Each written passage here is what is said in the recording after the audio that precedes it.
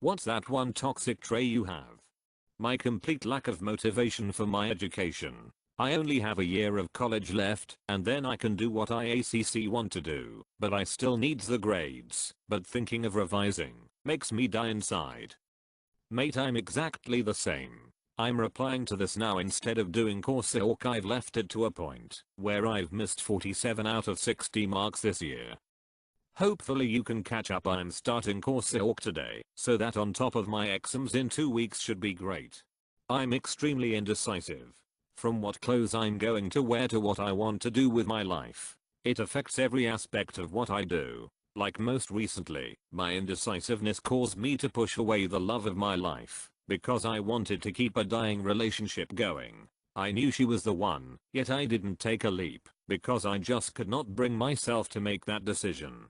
And I broke off this long talking a decade relationship, to be with this girl, and now she's too hurt to be with me. At least for now, she says. Bit of a rant, I know, haha. I'm way too critical of myself to the point where I've lost the ability to express emotion. I used to be like this for quite a while. I slowly grew out of it, but it was hard while it lasted. Keep going strong, and you'll be okay before too long. I'm the opposite. I'm so critical of other people, I feel numb towards them, and often feel alone, even when I'm surrounded by people. I feel this way very often. I know I'm supposed to care about certain things, I just don't. I've never found a sentence that sums up my life better than this one right here. I store negative emotions like sadness, anger, and resentment. My default settings seem to be neutral, politeness, or happiness, but when I'm insulted or hurt I just hold it deep within and obsess over the incident, which only feeds the anger. This leads to a huge wellspring of rage that eventually explodes when I'm in a conflict with someone. It then builds again as the cycle repeats. It's a pretty bad trait, though it did actually help me on one occasion. But I'm trying to change. I've had this in me for a while. I just don't know how to express it in words. Thanks Alet for this. I'll try to change this behavior of mine. I find bad things in everything and tend to point them out all the time. Yeah. I'm quite of a negative thinker myself. I always try and point out the good in things outwardly, but inside I'm usually thinking the complete opposite. I grew up in a negative household and became that type of person myself. Grew to hate it over the years and started doing like you, but I also started making a list of 3 things every morning that I'm grateful for. Just doing that little list every morning has made me realize how many great things I have in my life, and it's really started changing my mentality. That's an incredible idea that over time would give you a great list to look back on if you're feeling down. For me, I think good things and say bad things. Super guarded, will not tell you one word about what's going on with me. I know what you mean. I used to be similar. It's important that you let people know how you feel. There are people that are willing to help, and it's important that you let them know that you need that help. Same. Makes conversation with new people difficult for me. I don't like to talk about myself at all, but I'm more than content listening, and I'm pretty good at getting others to talk. It ends up with me knowing a lot about my friends but them knowing very little about myself.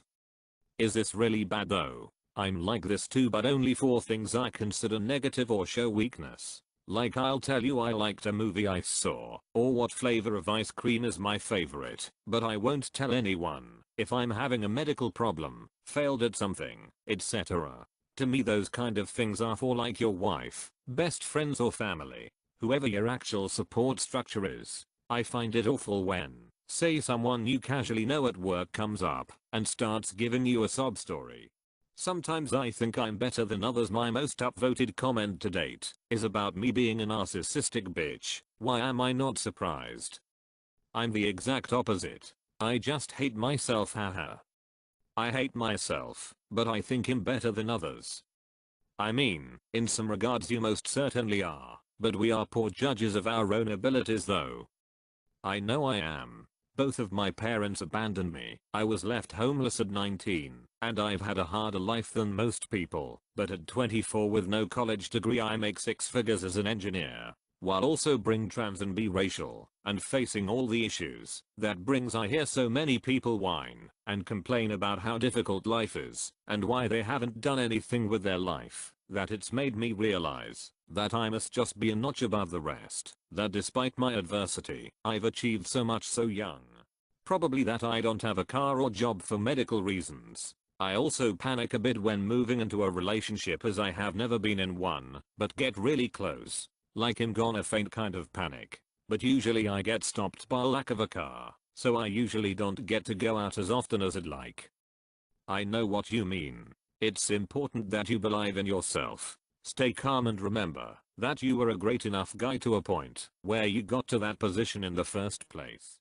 Frustration. I get frustrated, annoyed very easily, and tend to snap at people when I do. It's the trait I share with my aunt, who I despise. So when I see myself getting frustrated, I actively remind myself that I do not want to be like her and calm myself down. Her nature and her short fuse is the reason her entire family can't stand to be around her. I don't want that to be me. If I'm in a bad mood I constantly snap, but in a good mood I don't. It's just sort of random.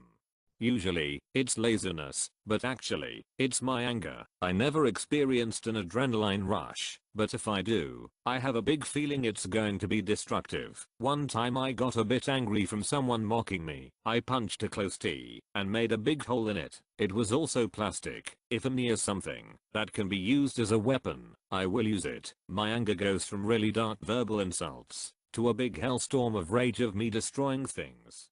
I'm addicted to the feeling of being miserable.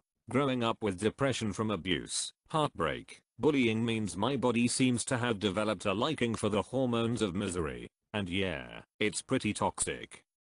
Mate, that's absolutely terrible. I would highly recommend going to see someone if you need to. Therapy helped me out a lot.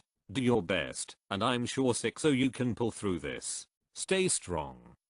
Thank you. I'm glad therapy helped you. I've got an appointment soon for an assessment, so hopefully I can get some help. Self-recrimination, and I'm prone to periods of incapacitating melancholy. I already have a propensity for self-deprecation. I'll willfully disparage everything I've ever accomplished and remain pessimistic about my future prospects. But the self-recriminations are the equivalent of a tyrant's relentless punishment. It's inexorable. Once I start blaming myself for being inadequate, I only acknowledge more aspects of myself that require severe censuring. I cannot fathom how people sustain self-confidence or self-esteem for longer than 10 minutes. I feel like I'm deluding myself if I say, okay, you're not so bad. Let's be confident today. I can contend with the thought for a few minutes before the insidious thoughts come percolating through.